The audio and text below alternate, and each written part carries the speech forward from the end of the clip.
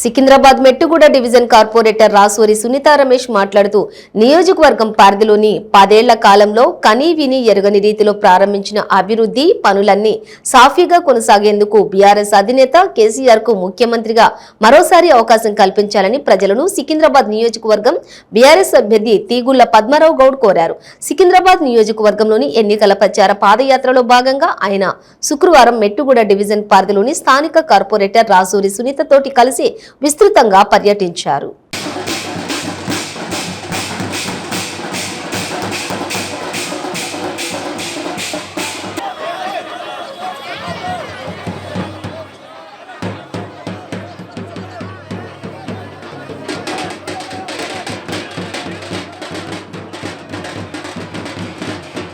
ఈ రోజుకు మాది వచ్చేసి 18 రోజులు అవుతుంది పాదయాత్ర.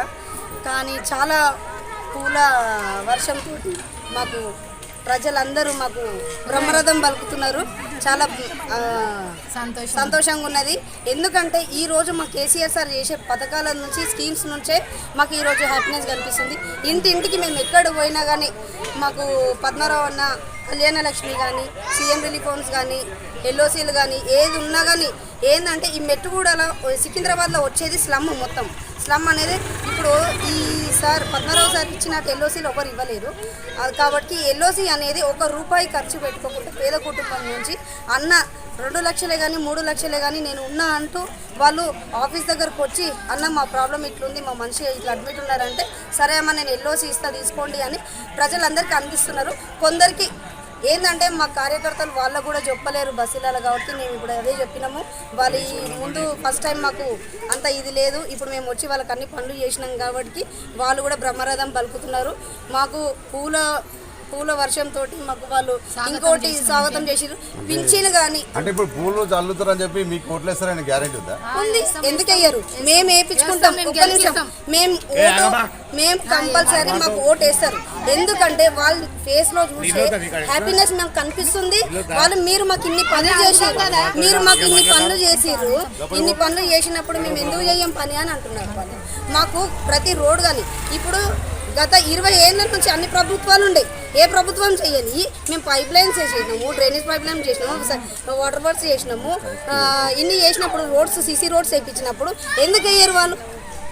మాకు అట్లా ఏం లేదు. వాళ్ళ ఆరతులు వాళ్ళ అన్న మీరు ఎందుకు తిరుగుతున్నారు, మేము ఉన్నాము అన్నా కానీ మేము కంపల్సరీ ప్రతి ఇంటికి తిరుగుతాము. మాకు తిరిగే హక్కు ఉంది, వాళ్ళ దగ్గర కొట్లాడే హక్కు ఉంది, వాళ్ళు మా దగ్గర కొట్లాడే హక్కు వాళ్ళకు కూడా ఉన్నది. ఇప్పుడు ఇతర పార్టీల నుంచి మీ పార్టీలోకి చాలా మంది జాయిన్ అవుతున్నారు, దాని మీద మీ స్పందన ఏంటంటే పద్మారావు అన్న అంటే సికింద్రాబాద్కి పేదలకు మనిషి అని అర్థమైపోయింది.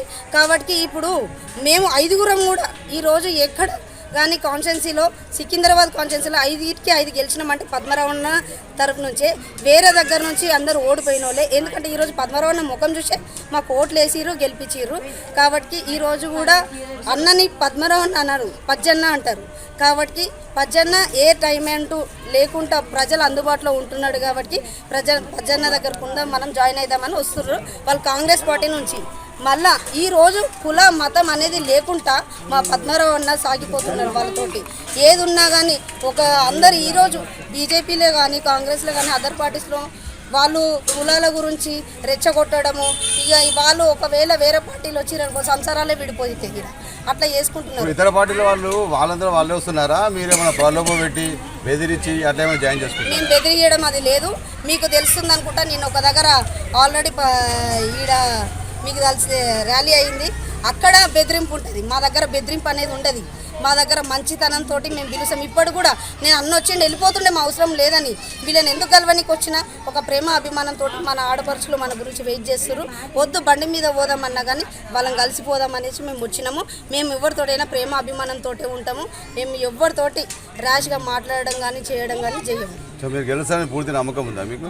మేము ఇప్పటి వరకు మేము అన్నకు టికెట్ వచ్చినాక ఒక 2-3 రోజులు తిరిగినాక మేము 30% 40% అనుకున్నాం. ఇప్పుడు 80% 1,00,000% కాదు, మాది గెలుస్తున్నాం. ఆల్రెడీ గెలిచేసినాము, ప్రజల మనసులో గెలిచేసినాము. ఏంటంటే మాకు పర్సంటేజ్ మాత్రం 80% వస్తుంది.